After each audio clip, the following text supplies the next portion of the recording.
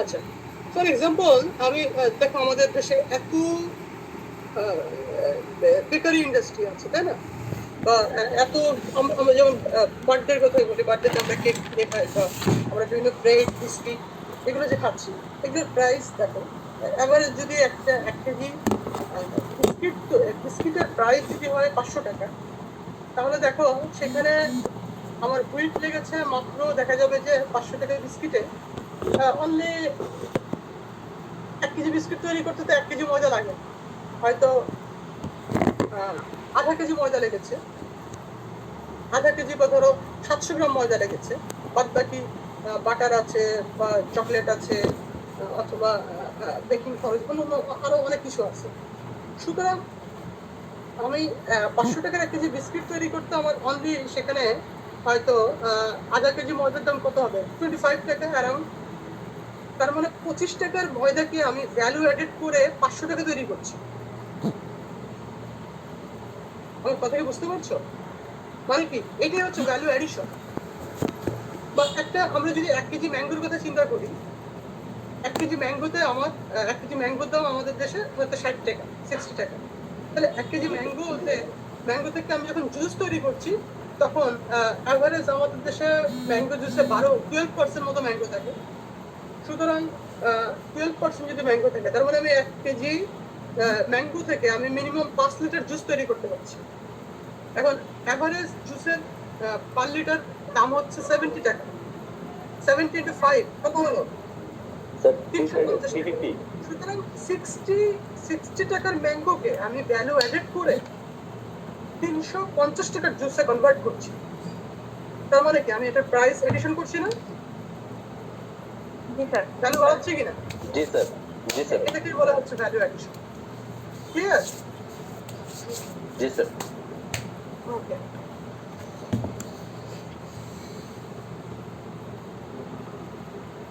So value addition is the process of taking a raw commodity and changing its form to produce a high quality end product. Value added is defined as the addition of time, price, and or form utility to a commodity in order to meet the taste and preference of consumer. এটা হচ্ছে value এডিশনের definition. আসলে তোমাকে কিন্তু specific এই কথাটাই লিখতে হবে। In other words, value added is figuring out what consumer want when they want it. আচ্ছা, এই কথাটা রিপিট হয়েছে। আচ্ছা, thus value addition is food product. In food product, we will result in nutrient rich product which have a higher degree of quality, meet the standards set by the different authorities, and are safer for consumer. সুতরাং value addition আমরা যখন করবো, তখন কিন্তু আমার ফুডের nutritional ভ্যালুটাও কিন্তু বেড়ে যাবে, এবং কি হবে, সেটার কোয়ালিটিটাও আগের থেকে অনেক বেশি ভালো হবে, এবং একটা নতুন একটা স্ট্যান্ডার্ড সেখানে সেট আপ হবে, যেটা কনজিউমারকে আরো সেফ ফুড প্রোভাইড করতে সহায়তা করবে। Sometime value addition can be done purely for commercial gains, whereas sometimes it can be done for nutritional argument of the food product. বলছে দুই পারপাজে ভ্যালু এডিশনটা হয়ে থাকে। একটা হচ্ছে কমার্শিয়াল গেইন, বিকজ আমাদের ফুড প্রোডাক্ট গুলো এখন আর হাউস হোল্ড লেভেলে নেই, কারণ পৃথিবীতে সবচেয়ে বড় কমার্শিয়াল মার্কেটই হচ্ছে ফুডের মার্কেট। সুতরাং কমার্শিয়াল গেইনের জন্য, অর্থাৎ বিজনেসটাকে এনলার্জ করার জন্য, এখন কিন্তু ফুডগুলোকে সাধারণত ভ্যালু এডিশন করা হয়। আরেকটা ভ্যালু এডিশন বলে, সেটা হচ্ছে নিউট্রিশনাল আর্গুমেন্টটাকে ফুলফিল করার জন্য। অর্থাৎ কোনো একটা ফুডের ভিতরে নিউট্রিশন আমার কম আছে, বা কোনো একটা নিউট্রিশন দিয়ে আমি সেটাকে আরো বেশি এনরিচ করতে পারি। For example, iodise salt. আমরা যে সল্টটা সাধারণত কনজিউম করে থাকি, সেটা হচ্ছে সি সল্ট। সামুদ্রিক পানিকে আমরা পানি থেকে আমরা লবণটা উৎপাদন করি, কিন্তু এই লবণের মধ্যে কিন্তু আমাদের আয়োডিনটা থাকে না, বিকজ আমরা যে প্রসেস করি, আমরা যে রিফাইন করি, সেই রিফাইনিং প্রসেসে এর মধ্যে যে ন্যাচারালি যে আয়োডিন থাকে, কারণ সমুদ্র পানিতে তো আয়োডিন আছে, তাই না?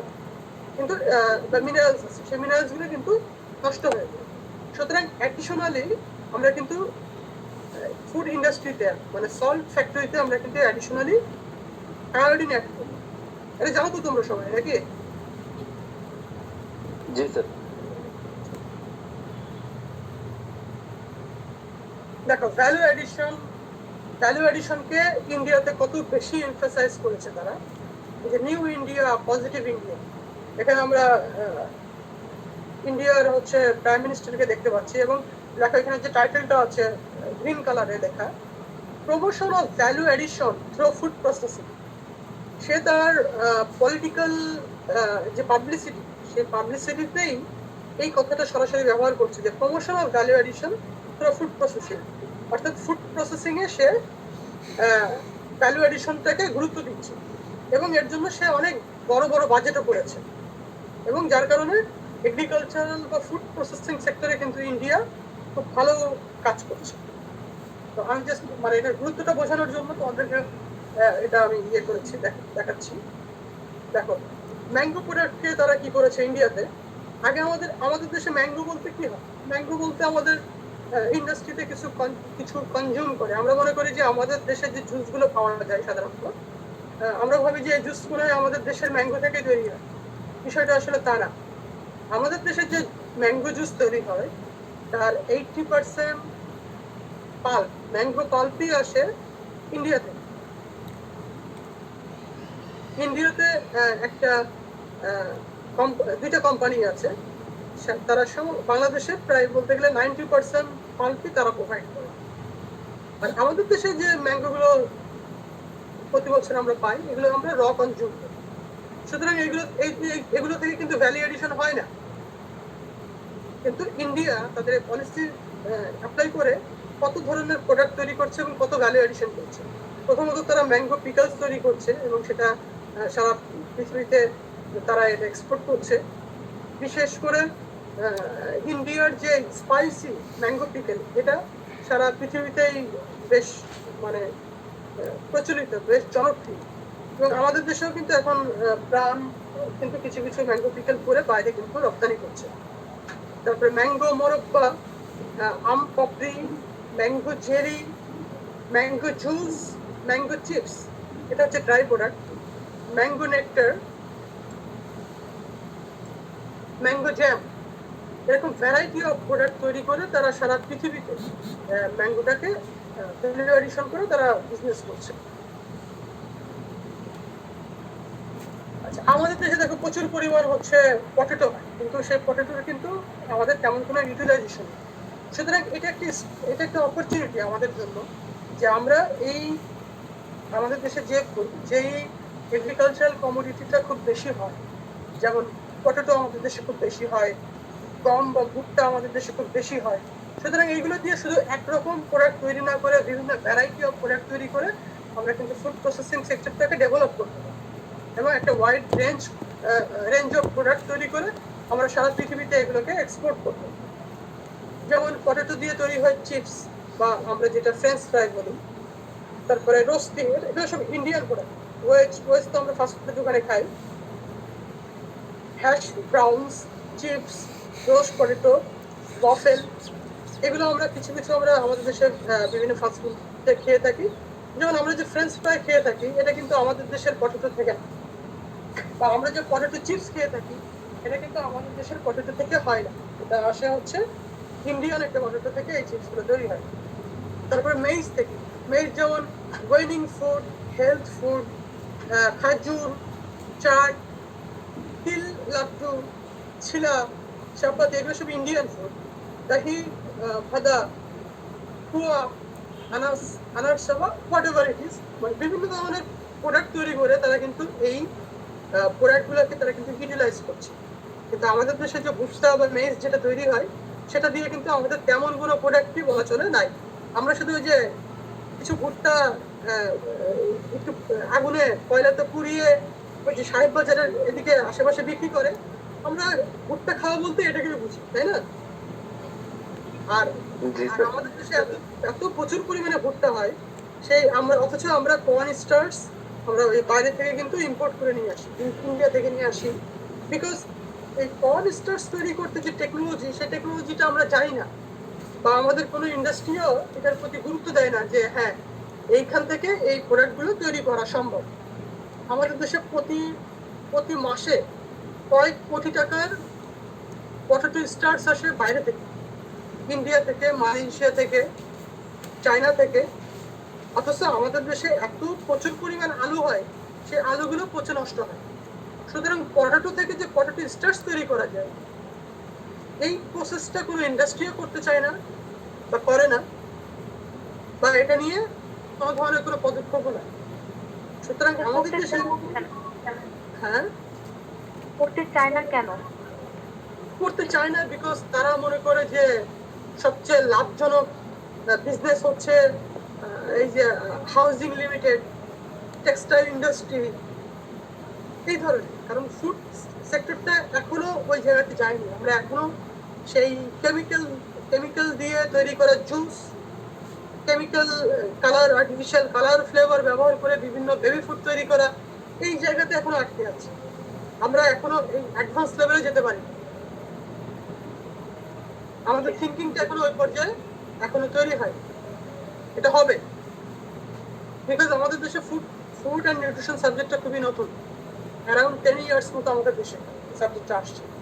সুতরাং এই যত আমরা এখান থেকে গ্রাজুয়েট বের হবে, যত এই সেক্টর নিয়ে প্রোডাক্ট ডেভেলপমেন্টে কাজ করবে, তত আমাদের বিভিন্ন প্রোডাক্টগুলো তৈরি হবে। বুঝতে পেরেছো? জি স্যার। আচ্ছা, এখন ইম্পর্টেন্স অফ ভ্যালু অ্যাডিশন বুঝতেই পারছো প্রিভিয়াস আলোচনা থেকে যে ভ্যালু অ্যাডিশনের গুরুত্ব কতটুকু। এটা খুবই ইম্পর্টেন্ট একটা দেশের জন্য। সো ইম্পর্টেন্স অফ ভ্যালু অ্যাডিশনে আমরা ভ্যালু অ্যাডিশনটাকে কিভাবে ইয়ে করতে পারি, ব্যাখ্যা করতে পারি, বা এটার ইম্পর্টেন্স কি। বিকজ তোমরা জানো যে ফুড প্রসেসিং ইন্ডাস্ট্রিগুলো আমাদের দেশে একটা ভাইটাল রোল প্লে করছে, এবং বর্তমান যদিও এটার সময় খুব অল্প, তারপরেও এটা খুব ফাস্ট গ্রোয়িং একটা সেক্টর। এই সেক্টরটা খুব দ্রুত গ্রো আপ করছে। সো ভ্যালু অ্যাডিশনের একটা প্রথমত একটা ব্যাপার হচ্ছে ডেভেলপমেন্ট ইন্ডিকেটর। একটা দেশের ডেভেলপমেন্ট যতগুলো ইন্ডিকেটর আছে, যে ইন্ডিকেটর দিয়ে তুমি মেজার করতে পারবা যে তোমার দেশ ইকোনমিক্যাল সেক্টরে, এগ্রিকালচারাল সেক্টরে বা ফুড প্রসেসিং সেক্টরে কতটুকু ডেভেলপ করেছে, তার মধ্যে একটা হচ্ছে ভ্যালু অ্যাডিশন। যেমন এটাকে এজন্যই চায়নাকে বর্তমান সময়ে মানে ভ্যালু অ্যাডিশনের ক্ষেত্রে বা ডেভেলপমেন্টের ক্ষেত্রে মানে অন্যতম একটা এক্সাম্পল হিসেবে চায়নাকে ধরা হয়। এই কারণে বিকজ তারা তাদের এগ্রিকালচারাল কমোডিটি থেকে ভ্যারাইটি অফ ফুড তৈরি করছে। দেখো আমাদের দেশে প্রচুর পরিমাণে কিন্তু পি হয়। পি মানে পিস বলতে তোমার যে মটরশুঁটি। অথচ তুমি তোমার এখন মটরশুঁটি খেতে ইচ্ছা হলো, তুমি একটা সুপার শপে যাও, বা তুমি হচ্ছে সাহেব বাজারে কোনো একটা শপে যাও, অথবা কিছু ইম্পোর্টেড কিছু প্রোডাক্ট পাওয়া যায় এমন কোনো একটা দোকানে যাও। যে ইনফিনিটির নিচে একটা দোকান আছে, কি যেন নাম, যা চাই তাই পাই, সামথিং লাইক দ্যাট, তাই না? এই যে ইনফিনিটির যে শোরুম আছে ওটার নিচে, তো ওখানে যে দেখবা যে 1000 অফ প্রোডাক্ট সবই হচ্ছে ইম্পোর্টেড, এবং তোমার পিটা ক্যানের মধ্যে পাওয়া যাচ্ছে। অথচ পি তো আমাদের দেশেই হয়, তাই না? মটরশুঁটি তো আমাদের দেশেই হচ্ছে, অথচ এটা প্রসেস নাই আমাদের দেশে, এখনো ডেভেলপ হয়নি যে আমরা সারা বছর এটা খেতে পারি, তাই না? আমাদের দেশে প্রচুর পরিমাণে তোমার ক্যাবেজ হচ্ছে, তারপরে ক্যারট হচ্ছে। যেমন এখন মার্কেটে যে ক্যারটটা আমরা পাই, এটা হচ্ছে চায়না থেকে আসা। এখন যে গাজরটা আছে, অথচ আমাদের দেশে এত পরিমাণ গাজর হয় এবং সেগুলো কিন্তু পচে নষ্ট হয়। আমরা যতটুকু কনজিউম করি বাকিটা কিন্তু পচে নষ্ট হয়। সুতরাং আমাদেরকে এই সেক্টর, এই জিনিসগুলো নিয়ে ডেভেলপ করতে হবে, এবং এইগুলোর উপরেই ডিপেন্ড করবে যে আমরা আমাদের দেশটা কতটুকু ডেভেলপ। মানে সবগুলো উন্নত দেশ তারা এই ভ্যালু এডিশনের উপরে গুরুত্ব দিচ্ছে। ওকে, দেন হচ্ছে সেকেন্ডলি হচ্ছে টেকনিক্যাল আর কনজিউমার বেনিফিট। বলছে in many cases simple and low cost processing and packaging technologies can improve the shelf life and storage quality of food considerably, can also preserve many of the health promoting compounds. Functionality can also be added to food convenience and nutritional status of consumers. বলছে value এডিশনের ফলে কি হচ্ছে, আমি ফুডটাকে একটা বেশি লঙ্গার shelf life দিতে পারছি, এবং এটার স্টোরেজ কোয়ালিটিটাকে আমি ইনরিচ করতে পারছি। এবং এটা কি খুব সহজে কনভেনিয়েন্স হচ্ছে, এটার ফাংশনালিটিটা বৃদ্ধি পাচ্ছে এবং এটা নিউট্রিশনাল স্ট্যাটাসও কি কনজিউমারের বেড়ে যাচ্ছে। তারা একই ধরনের ফুড সারা বছরই খেতে পারছে, তাই না? তারা কখনো এই ফুডের ল্যাকিংসে ভুগছে না। সুতরাং তারা কিন্তু সারা বছরই একটা ওয়েল ব্যালেন্স একটা ফুড কিন্তু কনজিউম করতে পারছে। আচ্ছা,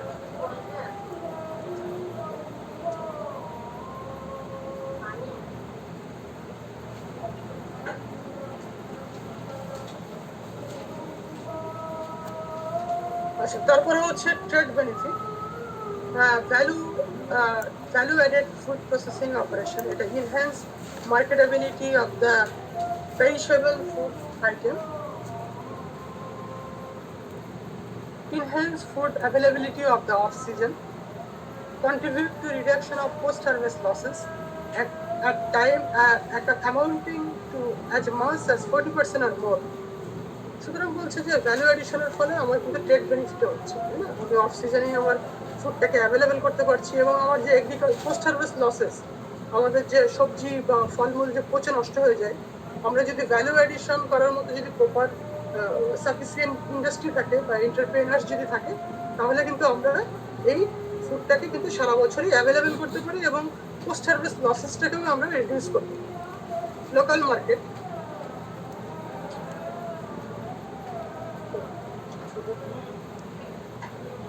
local market, the lifestyle of the consumer of food changes due to urbanization and changing lifestyle, globalization, influence of foreign media, increasing awareness of health principles, particularly among educated, middle and upper income urban customers.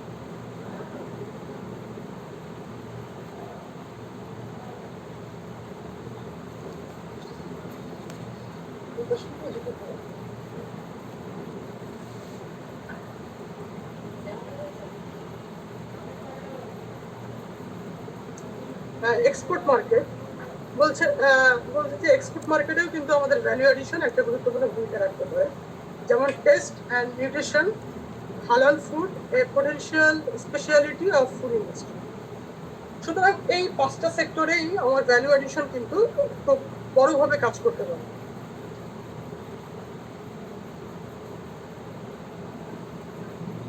এখন বলছে যে scope of value addition of food product in Bangladesh. বাংলাদেশের প্রেক্ষাপটে value addition কিভাবে কাজ করতে পারে? প্রথমে আসি ফুড ফর্টিফিকেশন। ফুড ফর্টিফিকেশন সম্পর্কে কি তোমরা জানো? ফুড ফর্টিফিকেশন কি?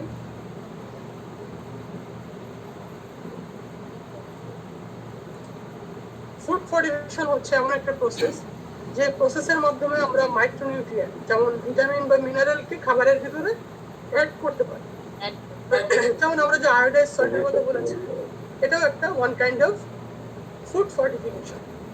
তো ফর্টিফিকেশনের কয়েক রকম আছে। একটা বলে বায়ো ফর্টিফিকেশন বলে, যেমন breeding crop to increase their nutritional value,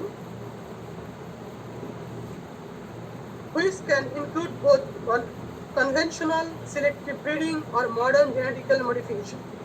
সুতরাং আমাদের যে ধান বা গম যেগুলো আছে, সেগুলোকে কিন্তু আমরা এই বিভিন্ন ধরনের দিয়ে মাইক্রোনিউট্রিয়েন্ট দিয়ে, অর্থাৎ ভিটামিন বা মিনারেল দিয়ে আমরা কিন্তু এটাকে ফর্টিফাইড করতে পারি। এটাকে বলে বায়ো ফর্টিফিকেশন। যেমন আমাদের একটা ধান আছে, যেটা আমাদের দেশে যে বাড়ি আছে না, Bangladesh agriculture and research institute, তারা একটা জাতের ধান উদ্ভাবন করেছে যেটাকে বলে জিঙ্ক রাইস। অর্থাৎ সেটা একটা এমন জাতের একটা ধান উদ্ভাবন করেছে যে ধানটা জিঙ্ক সমৃদ্ধ। তো জিঙ্ক সাধারণত কিন্তু আমরা ন্যাচারালি খুব কমই পাই, জিঙ্ক সাধারণত পাওয়া যায় না, এই জন্য আমাদের বডিতে কিন্তু জিঙ্কের ঘাটতি থাকে। সুতরাং তারা যে ধানটা উদ্ভাবন করেছে, তার মধ্যে তারা জেনেটিক্যালি এই জিঙ্কটা দিয়ে দিয়েছে। ফলে আমরা যখন ভাত খাচ্ছি, তখন কিন্তু ভাতের সাথে আমরা জিঙ্কটাও আমাদের শরীরে যাচ্ছে। এটাকে বলে বায়ো ফর্টিফিকেশন। তারপরে বলে synthetic biology. Example, addition of probiotic bacteria to food. মানে প্রোবায়োটিকের কথা শুনলেই মানে আমার যে প্রফেসর, উনি ইমোশনাল হয়ে যান। উনি হচ্ছেন প্রোবায়োটিক এক্সপার্ট। প্রোবায়োটিক হচ্ছে এক ধরনের বেনিফিশিয়াল ব্যাকটেরিয়া, তাই না? এটা কি করে? এটা আমার বডিতে যখন যায়, আমার স্টোমাকে যখন এটা প্রবেশ করে, তখন যে প্যাথোজেনিক যে ব্যাকটেরিয়াগুলো আছে সেই ব্যাকটেরিয়াগুলোকে সে ডেস্ট্রয় করে দেয়, করে আমার ইমিউন সিস্টেমটাকে সে ইনরিচ করে। তাহলে এটা হচ্ছে একটা বেনিফিশিয়াল ব্যাকটেরিয়া, একটা উপকারী ব্যাকটেরিয়া। সুতরাং এই সিস্টেমটাকে বলা হয় সিনথেটিক বায়োলজি। তারপরে বলছে কমার্শিয়াল অ্যান্ড ইন্ডাস্ট্রিয়াল ফর্টিফিকেশন, যেমন flower, rice, oil, cooking food. যেমন আমাদের যদি বলি যে আমরা ফ্লাওয়ার বা রাইস বা অয়েলের ভিতরে আমরা কিন্তু এখন ন্যাচারালি বিভিন্ন ধরনের ভিটামিন বা মিনারেল কিন্তু দিচ্ছি। যেমন অয়েলের ভিতরে তুমি যে অয়েলটা কেনো, সব অয়েলের ভিতরে লেখা দেখবে যে ভিটামিন ই ইনরিচ বা ভিটামিন এ ফর্টিফাইড। তার মানে কি এর মধ্যে কিন্তু ভিটামিন গুলো দেওয়া হচ্ছে। তারপরে home fortification, vitamin D drops. Some example of food fortification are iodized salt, folic acid, niacin, vitamin D, fluoride, golden rice, white rice, etc. এগুলো হচ্ছে সব ফর্টিফিকেশনের এক্সাম্পল। আরো সুন্দর করে বোঝানোর জন্য এই ছবিটা আমি অ্যাড করেছি। দেখো মাঝখানে যে দাঁড়িয়ে আছে সে খুব হেলদি, তাই না? বিকজ তার কি হচ্ছে, তার বেটার আইসাইট, তার চোখের জ্যোতি বাড়ছে, তার ইমিউনিটি স্ট্রং হচ্ছে, তার ফিজিক্যাল ডেভেলপমেন্ট হচ্ছে, তার স্কিনটা হেলদি হচ্ছে, তার শরীরের হাড় বা বোন এটা কি আরো স্ট্রঙ্গার হচ্ছে। কিভাবে? প্রথমে বাম পাশে দেখো, সে যে তেলটা খাচ্ছে, অয়েলটা, সেটা ভিটামিন এ আর ভিটামিন ডি ফর্টিফাইড। সে যে মিল্কটা খাচ্ছে, সে মিল্কের ভিতরে কি করা আছে, ভিটামিন এ এবং ভিটামিন ডি দেওয়া আছে। তারপরে সে যে সল্টটা খাচ্ছে, আগে সল্টে শুধু আয়োডিন অ্যাড করা হতো, আর নতুন করে এখন বাইরের দেশে সল্ট কিন্তু ডাবল ফর্টিফাইড করা হয়। প্রথমে আয়োডিন দেওয়া হয়, তারপরে দেওয়া হয় আয়রন।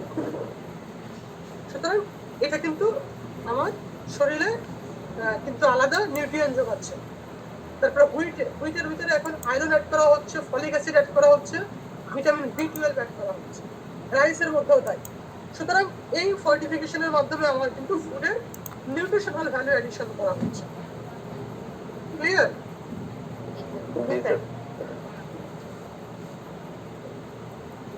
তারপরে ফুড এনরিচমেন্টও অনেকটা ফুড ফর্টিফিকেশনের মতো, কিন্তু কিছু বেসিক কিছু পার্থক্য আছে। যেমন a enriched food is a good food to which nutrient has been added. Typically, the added nutrients were present in the food in its original form, but were removed at some point during processing.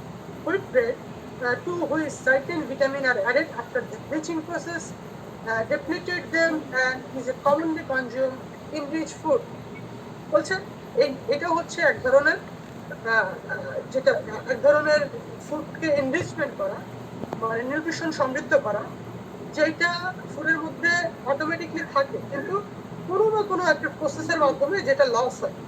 যেমন আমরা ব্ল্যাঞ্চিং করি বা bleaching করি, bleaching এর কি হয়, bleaching এর ফলে ফুডের থেকে কিছু ভিটামিন, যখন আমি হিট ট্রিটমেন্ট করি, কিছু ভিটামিন নষ্ট হয়ে যায়, তাই না? যেমন ফর এক্সাম্পল জুসের ক্ষেত্রে, আমরা জুসটাকে যখন পাস্তুরাইজ করি, তখন তো আমরা 90 ডিগ্রি সেলসিয়াস তাপমাত্রায় সেই ম্যাঙ্গো জুসটাকে হিট করি। ম্যাঙ্গো জুসটাকে যখন 90 ডিগ্রি সেলসিয়াস তাপমাত্রায় হিট করা হয়, তখন ভিটামিন সিটা নষ্ট হয়ে যায়। কারণ কি, ভিটামিন সি 60 ডিগ্রি সেলসিয়াস তাপমাত্রার উপরে গেলে সেটা ইভাপোরেট হয়ে যায়। সুতরাং এই প্রসেসে পাস্তুরাইজেশনের পরে আমি যদি আবার ভিটামিন সিটা বাইরে থেকে অ্যাড করি, তাহলে এটা কি হবে, ফুড এনরিচমেন্ট। ক্লিয়ার? এটা এফএও আবার আলাদাভাবে সংজ্ঞায়িত করেছে।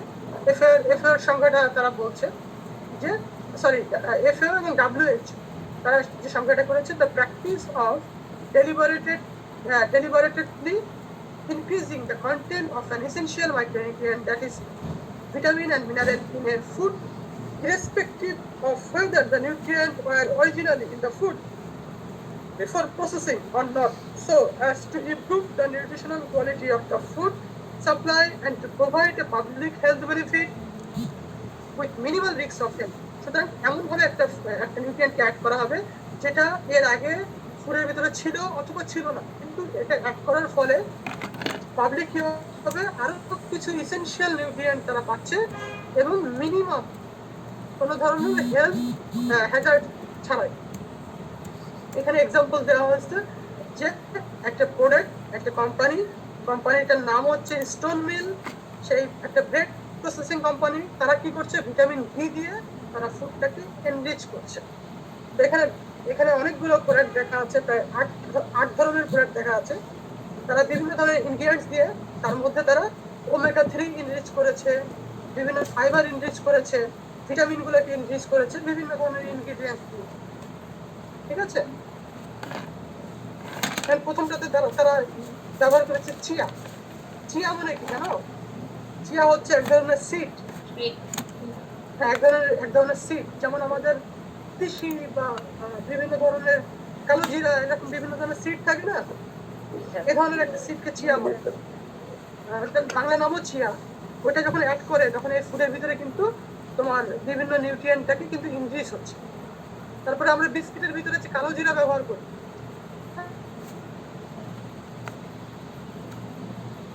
করছে সানফ্লাওয়ার ব্যবহার করছে, এগুলো ব্যবহার করে ফুডটাকে আরো কি ইনরিচ করছে।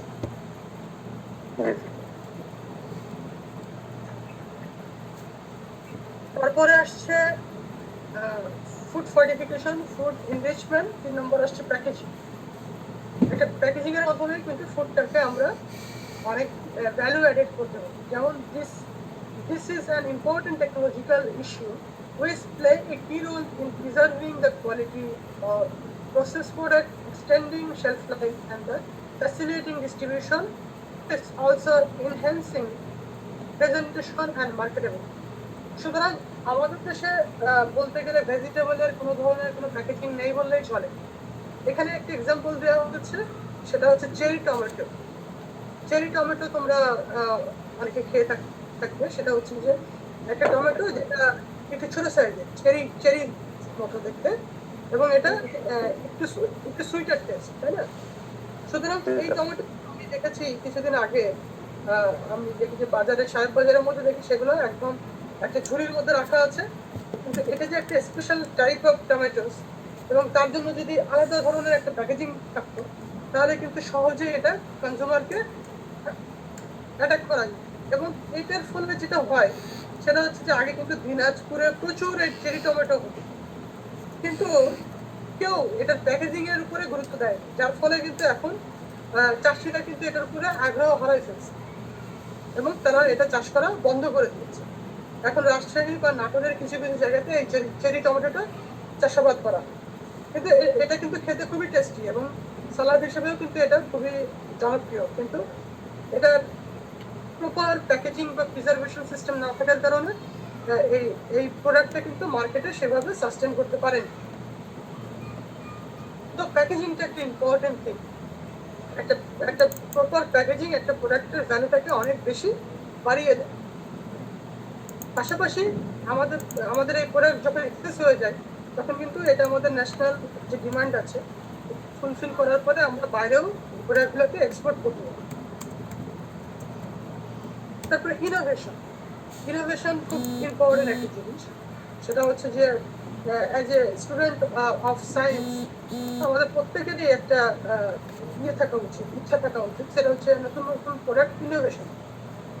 আমি এখানে দুইটি প্রোডাক্ট দেখিয়েছি। একটা হচ্ছে যে স্পিরুলা, বাম পাশে দেখো যে মানে করা আছে, মানে সমুদ্র থেকে একটা সামুদ্রিক ঘাস বা শৈবাল। হ্যাঁ, স্পিরুলা। এটা নিয়ে 2008-এ আমি যখন হচ্ছে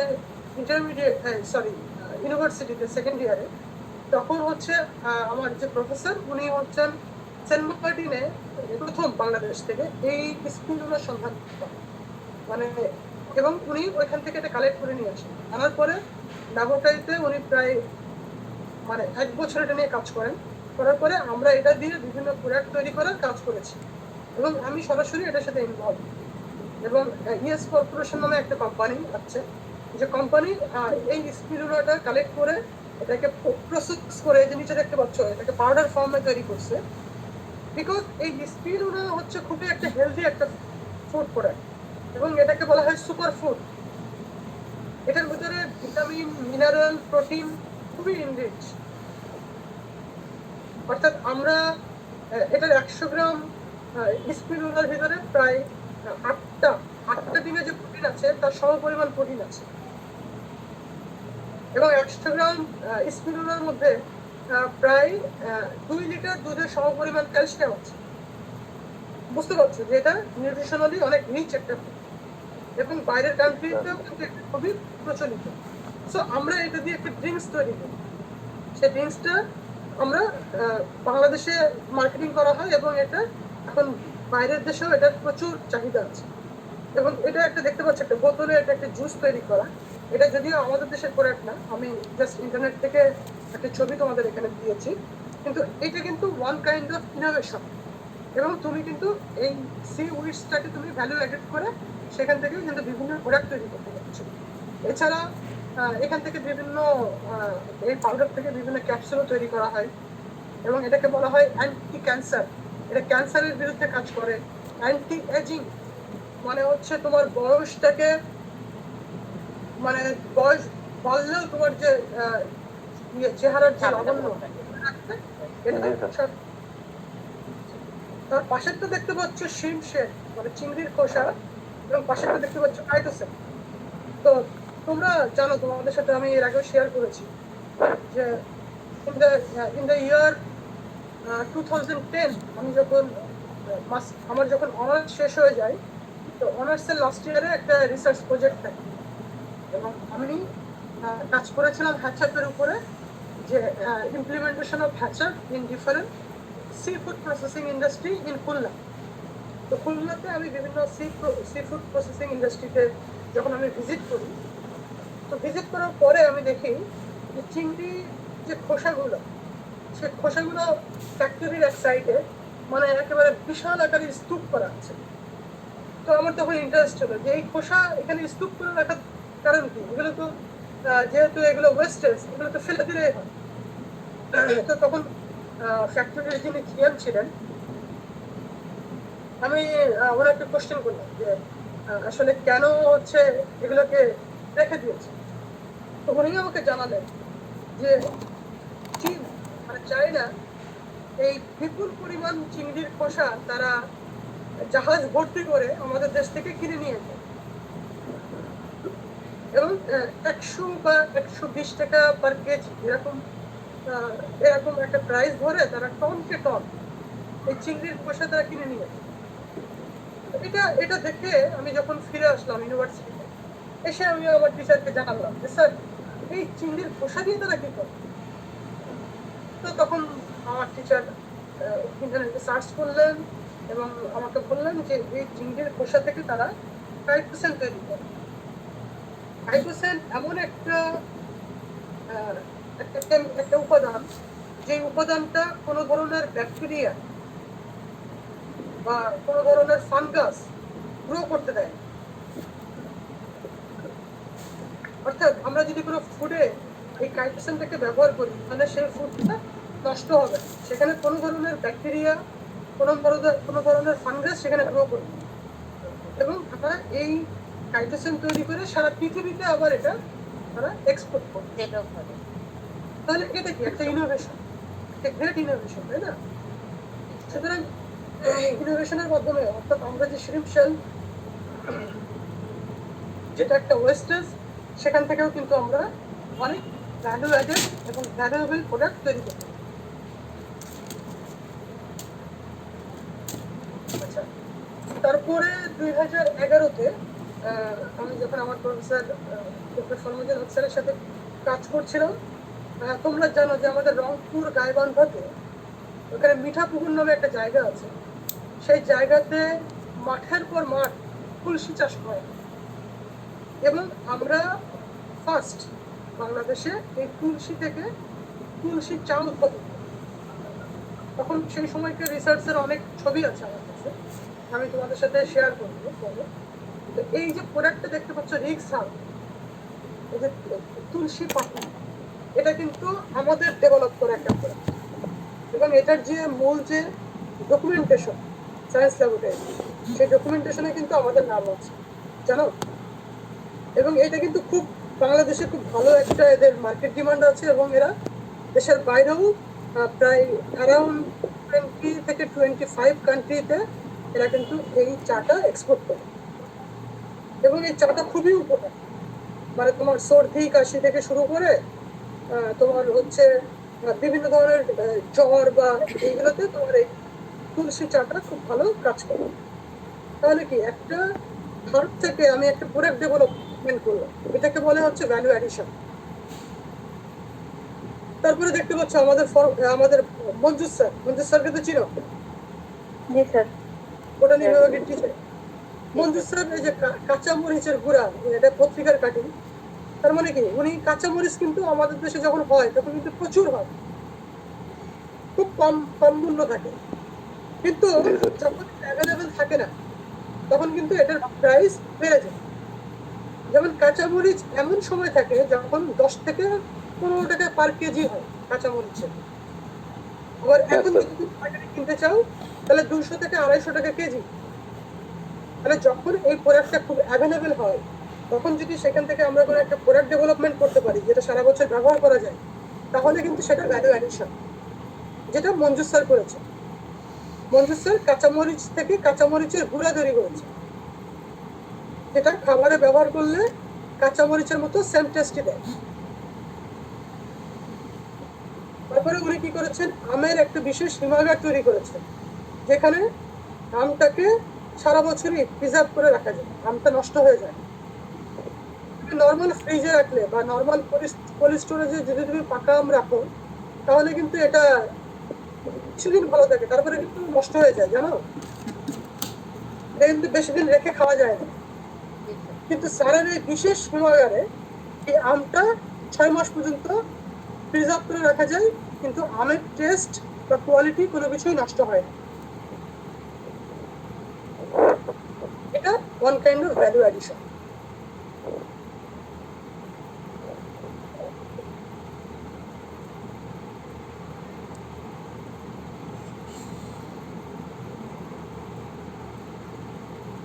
ওকে, নেক্সট হচ্ছে অর্গানিক ফুড। অর্গানিক ফুড সম্পর্কে তোমরা জেনে থাকবে, আমাদের দেশে অর্গানিক ফুড নেই বললেই চলে। অর্গানিক ফুড বলতে বোঝানো হয় এমন এক ধরনের ফুডকে যে ফুডটা তৈরি হয় কোনো রকম কোনো ফার্টিলাইজার, মানে কোনো ধরনের সার, রাসায়নিক সার অথবা কোনো ধরনের কীটনাশক, হার্বিসাইড, ইনসেকটিসাইড এগুলো ব্যবহার ছাড়াই যে ফুডটা তৈরি হয় সেটাকে বলে অর্গানিক ফুড। আমাদের দেশে এটা নেই বললেই চলে, কিন্তু বাইরের দেশে অর্গানিক ফুড নামে একটা আলাদা জোন থাকে সুপার শপে। যেমন এই নিচের ছবিটা দেখতে পাচ্ছ, এটা ওয়ালমার্টের একটা ছবি। তোমরা জানো যে ওয়ালমার্ট সারা পৃথিবীতেই খুবই ফেমাস একটা সুপার শপ, এবং সেখানে অর্গানিক ফুডের একটা আলাদা জোন থাকে যেটাকে বলে 100% অর্গানিক জোন। সেখানে যে খাবারগুলো থাকে, যে সবজিগুলো থাকে, সেগুলো কোনো ধরনের কোনো রাসায়নিক সার বা কীটনাশক ছাড়াই উৎপাদিত হয়, এবং এটার পণ্যের মূল্য সাধারণ প্রোডাক্টের থেকে বেশি থাকে, প্রায় 2 গুণ বা 3 গুণ বেশি থাকে।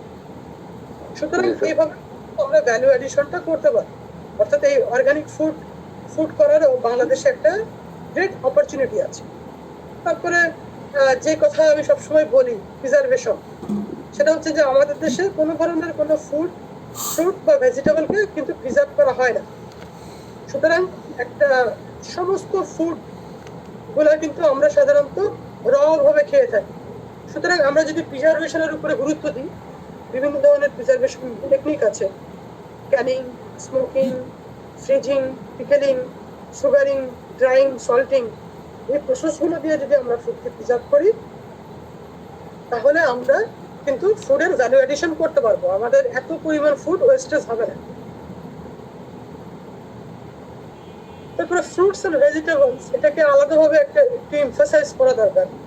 যেমন এই ফ্রুটস এবং ভেজিটেবল থেকে কিন্তু অনেক ধরনের প্রোডাক্ট তৈরি করা সম্ভব, এবং বাংলাদেশে যে বড় অপরচুনিটি আছে যে সেক্টর নিয়ে কাজ করার, তার মধ্যে অন্যতম হচ্ছে mango and other fruit pulp.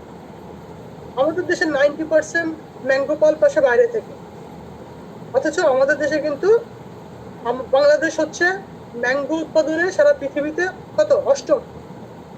জানো তো এটা? বাংলাদেশ কিন্তু আম উৎপাদনে 8ম পৃথিবীতে। জি স্যার। এবং টোটাল সমস্ত ফ্রুট মিলে 28তম।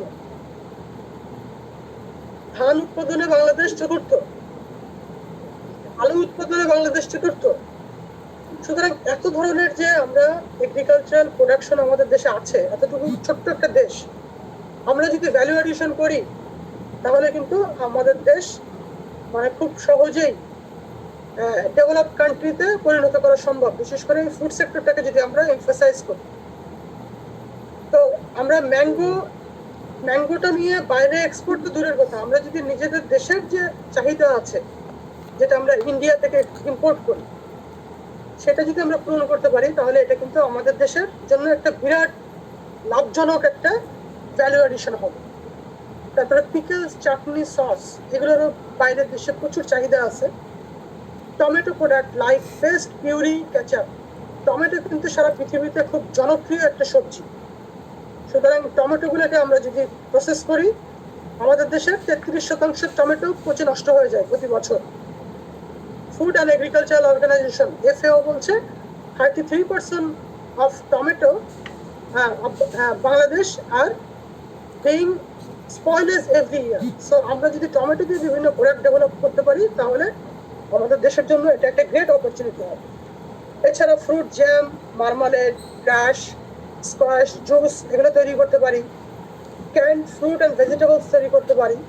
Frozen food like frozen piece, cauliflower এগুলো তৈরি করতে পারি।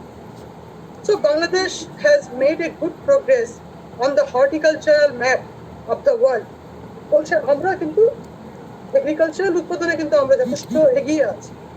Boosted by rising consumer demand, owing to better health awareness and purchasing power, production of fruits and vegetables across Bangladesh has increased this year, with their total yield surpassing the production of food grain. সুতরাং এই বছরগুলোতে আমরা যদি vegetable এবং fruits থেকে বিভিন্ন product value অ্যাডিশনের মাধ্যমে বিভিন্ন প্রোডাক্ট যদি আমরা তৈরি করতে পারি তাহলে এটা আমাদের জন্য কনজিউমার ডিমান্ড এবং এক্সপোর্টের ক্ষেত্রে এটা বুস্টিং হিসেবে কাজ করে। তো আমরা এখান থেকে বিভিন্ন প্রোডাক্ট তৈরি করতে পারি। এটা হচ্ছে আজকের ক্লাস, এবং আমরা কিন্তু 6 নম্বর চ্যাপ্টারটা শেষ করে ফেললাম। অন্যান্য চ্যাপ্টারের তুলনায় অনেক ছোট স্যার। হ্যাঁ, এটা ছোট একটা চ্যাপ্টার।